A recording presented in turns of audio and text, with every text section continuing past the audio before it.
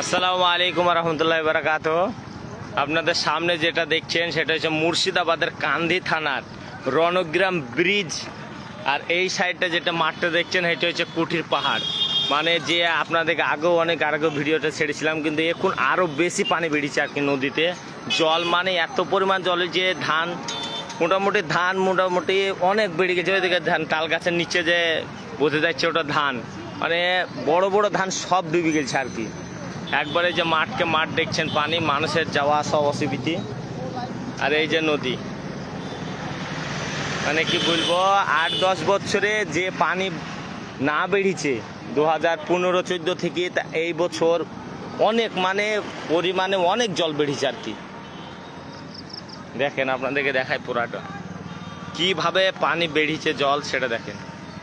আর এটা ছিল রাস্তাটা পুরো ডুবে গেছে।